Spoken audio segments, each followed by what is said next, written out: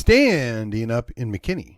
This is According to Callus. It is episode 715, which means it's Friday, and we're going to do a 5 for Friday, coming to you on January the 24th, the year of our Lord 2025. Okay, so item number 1. We actually have some races that might be interesting in the city of McKinney. We will spend more about this on McKinney Monday, but suffice it to say that we've had at least one person throw their hat in the ring that was a pleasant surprise to shake things up a little bit. We'll see what happens. I'm encouraged. I'm very encouraged.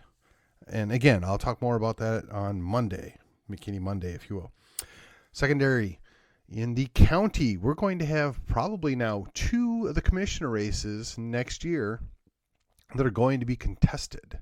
One is going to be an open seat, and one is going to be a race where someone was retiring but then decided not to retire. So we'll see what happens.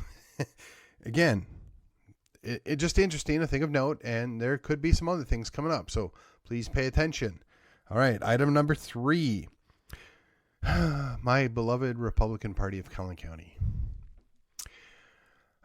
You know, I got to tell you, I get wanting to stick to party principles. I get that we're supposed to be on the same team. I get that there's always going to be a push and a pull. But what I just don't understand is a good number of our people seem more interested in fighting their fellow party members than dealing with the Democrats, that dealing with the leftist socialist progressives. It makes no sense to me. And I got to be honest, it's not the MAGA people. It's not the Ron Paul people. It's not the establishment people. Unfortunately, it's kind of a mishmash, and the grassroots make up, pretty much all those groups except for the establishment. And it just does not make sense to me. It does not seem like a good use of time, but yet that's what we're going to spend the bulk of our time on. I have ways of dealing with that. We'll see how successful I am or am not going forward. But look, that's all we can do. We got to keep trying. Try to improve. All right. Item number 4. You may be aware the state legislature is in session. They took a week's vacation after they gavelled in. They returned, jammed through some rules. Now, I got to be honest. When you jam through rules and don't allow for motions to amend and you don't allow any discussion, one wonders what exactly you're doing there. What's the big rush? Now, we've heard all the great pronouncements how they've banned Democrat chairs. Okay, that's great.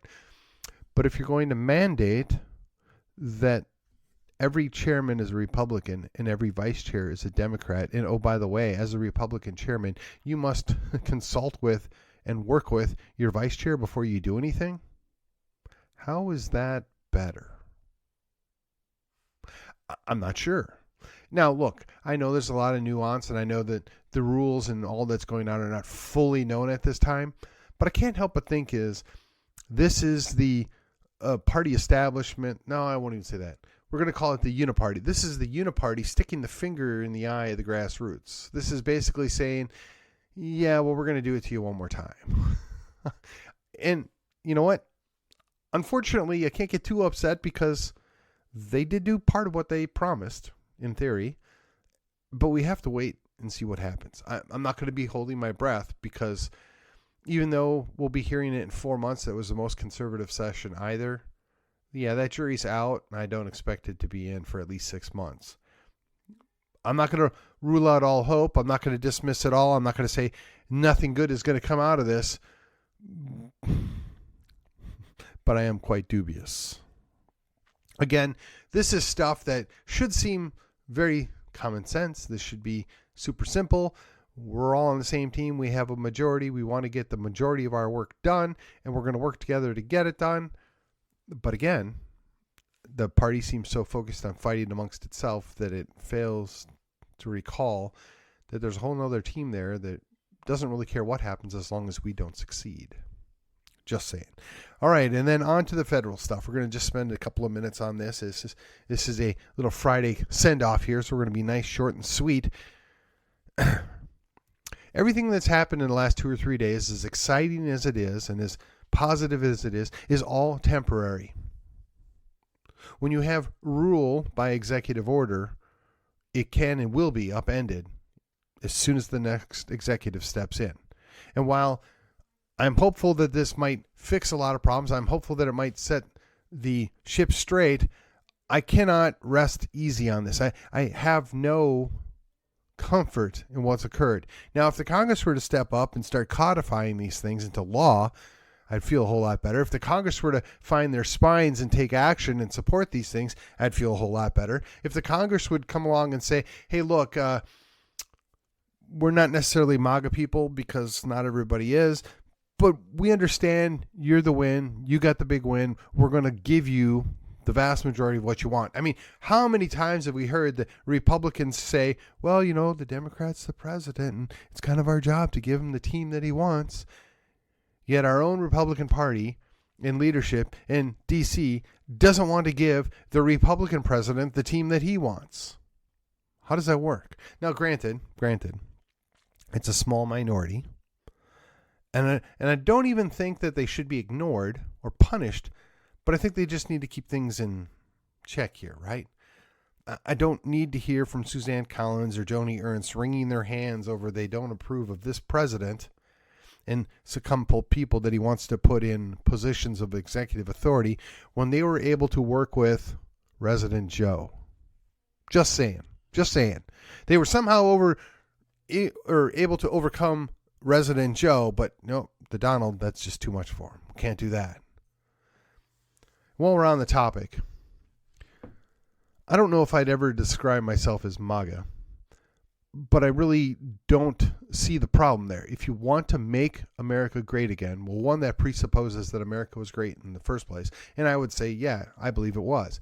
But secondarily, I don't see why making it great again is a negative thing or a bad thing. And to be clear, most of what Donald Trump wants to do are basically Democrat ideas from about 1945 to about 1960. I mean, he's a New York Republican. He's basically a quasi-progressive or a slow progressive or whatever you want to call it. As I said, a mid-century Democrat. That doesn't make him evil. It doesn't make him terrible. And in today's day and age, it makes him look like a conservative icon, which in many ways he is. So we have to enjoy what we're getting out of this. This is a better deal than the alternative. This is a much better option that we actually have somebody in D.C. that thinks, you know what? When I'm making these deals, I ought to put my own country first. Or perhaps I should encourage our own American people to consider their own country first when they're doing things. I don't know why there's this fascination in D.C. to sell out the very nation that you're supposed to be representing. But that's what happens time and time again. So yeah, okay, fine. You don't like something he said. Oh, it hurt your feelings. Grow up. You know, perhaps you don't agree with some specific issue. Okay, fine. Guess what? You lost. We all had to suck it up when we had the Big O. We had to suck it up when we had Resident Joe. It's your turn. Suck it up. We got the Donald back for round 2, and he came ready. We'll see what happens. And I got to say, I'm hopeful, but executive government is temporary at best. If we don't have Congress come in and take action and get these things done, in 4 years, we're going to be reliving this thing all over again. And that's it. That's the 5 for Friday. No more. I will see you next week. And until then, I'll see you on the other side. TexianPride.com is the destination for Texans who want to show off their love for Texas. We don't settle for mediocre. Our shirts are made from 100% high-quality athletic cotton. They're cool, comfortable, and designed to fit and flatter any body type. Follow us on Facebook and Instagram. Visit TexianPride.com for your next stylish Texas tee.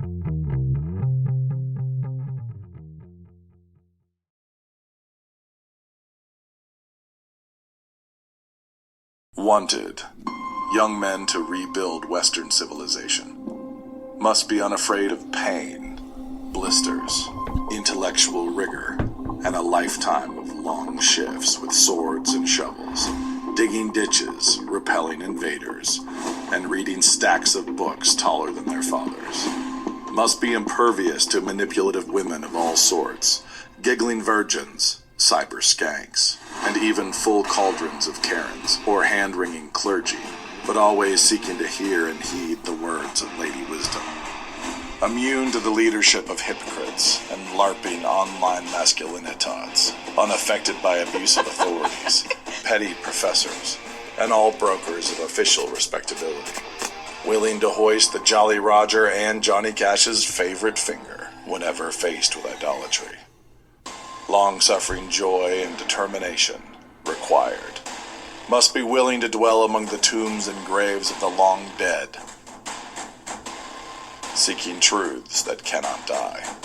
Exhaustion guaranteed. Conflict guaranteed. Mortality guaranteed. New St. Andrews College. Liberal arts for the undaunted.